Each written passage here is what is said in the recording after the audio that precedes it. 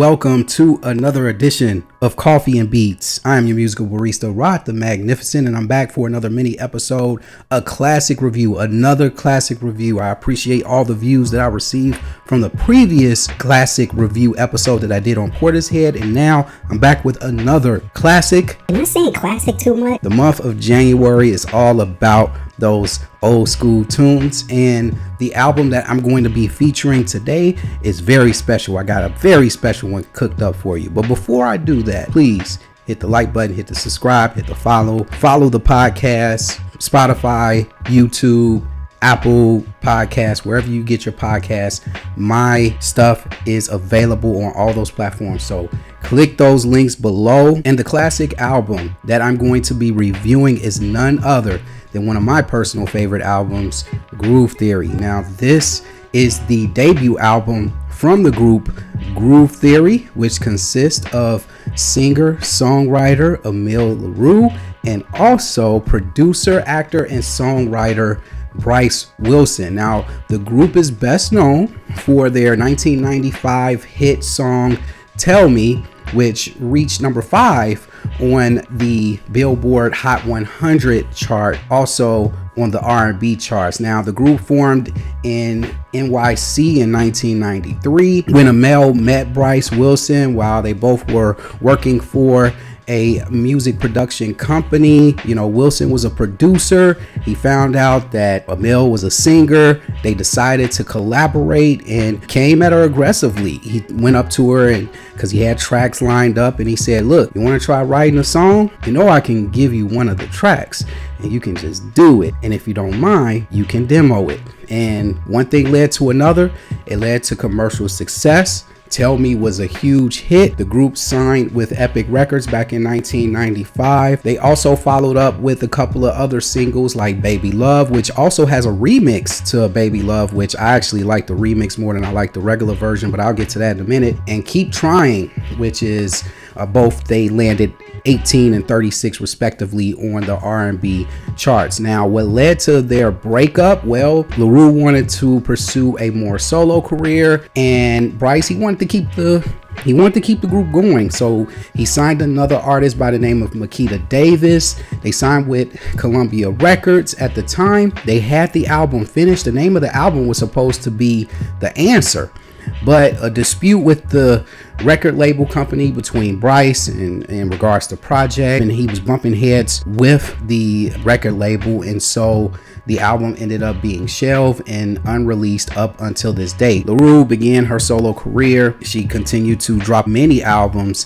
after that were really good, really successful. All of you guys know Tell Me, but one of the fun facts about Tell Me that a lot of people might not know, that the song Tell Me was actually a cover to a song by a guy group by the name of Rhythm and Bass. They dropped a song called Tell Me If You Want Me To back in 1993. Vocal patterns sound similar to Emile LaRue's version, is just the production and the delivery. I think the song just really fit Emile LaRue, and she was able to make a hit out of it, especially with the help of Bryce's production. Now, I'm not going to cover too much of the popular songs because when you think of Groove Theory, when you think of this album cover, the first thing that comes to your mind is Tell Me. But what gets overlooked with this particular album is all of the deeper cuts on this album. For example, Time Flies, Time Flies is an amazing track. It has that New York undercover L Station type of vibe to it, with Emile smooth vocals singing.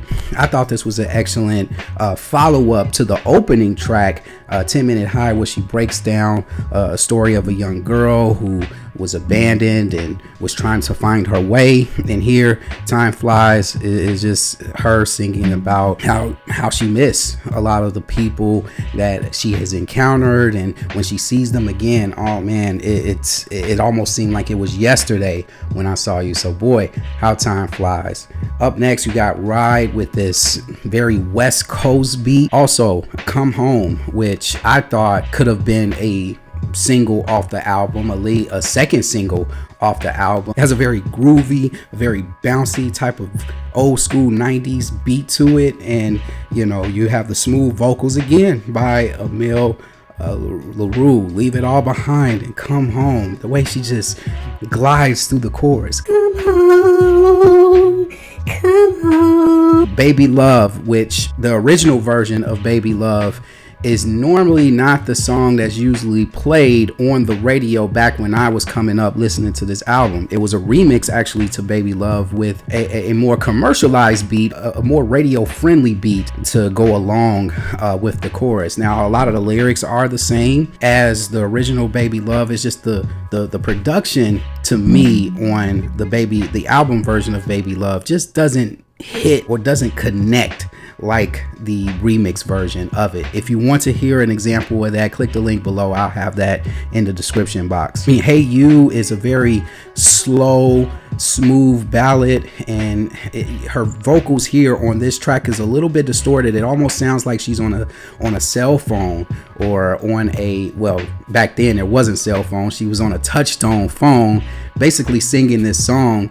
And maybe, I don't know if her and Bryce couldn't get together in the studio, but Bryce really wanted to put this track on the album, which is a very smooth track, and they just agreed, hey, we'll just do this over the phone and you do the production and we'll combine the two, and here you go. To me, one of the most smoothest ballads on the entire record. Hello, It's Me finds Emile LaRue doing a cover of the Isley Brothers classic Hello, It's Me, and I thought she did a pretty good job. Of course, when it comes to covers and the original and all that stuff, I don't get into all of this back and forth about she has nothing on the Isley Brothers when it comes to vocals. Honestly, I just think she did her own rendition, gave it respect. She put respect on the track, and I thought she pulled it off pretty nicely. Keep Trying is another track. It was one of the lead singles off the album. Also, a video was accompanied by it, encouraging, the brothers out there who are struggling, especially us as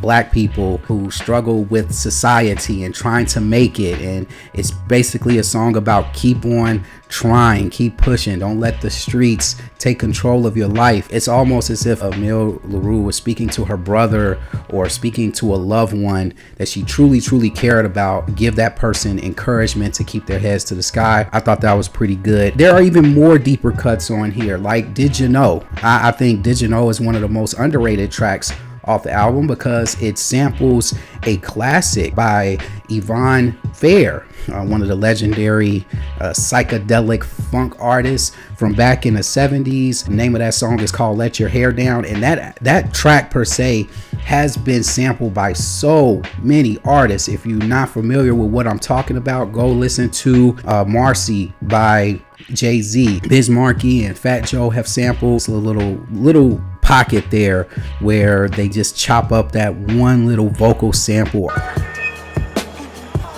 and just make it into a beat. Well, you see Bryce does that again here with Did You Know? And then Boy at the Window is a great closer, a smooth way to close out this particular project. This album will go down in history as one of the greatest neo-soul albums ever made. Included it a couple of seasons ago in my neo-soul bracket. I was rooting for it to make it farther than it did. But again, it just shows you the power of the music, the power of when two minds come together unintentionally. This was an unintentional collaboration. One who's an aspiring producer, one who's just a quiet singer, songwriter that probably didn't really want the fame, just got together, stumbled across a hit record, and have become known as a legendary group that so many people want to see back together. There are videos out there going a little bit deeper into what happened with Groove Theory. I just want to get on here and pay homage to what, in my opinion, is one of the greatest R&B albums ever made in the 90s. So shout out to Groove Theory, and if you're not familiar with this project, please do yourself a favor and listen to it yourself. And that will do it for another episode of Coffee and Beats. I am your musical barista, Rod the Magnificent. When it comes to coffee, when it comes to music, stay grounded for life. I'll be back with another classic album review. I'm not going to reveal what it is, but just keep on watching as I continue to give you these throughout the month of January. And then come February, going to be getting into some of this new music that's been coming out. So stay grounded for life, musically and coffee wise. I will see you guys on the next one. Peace.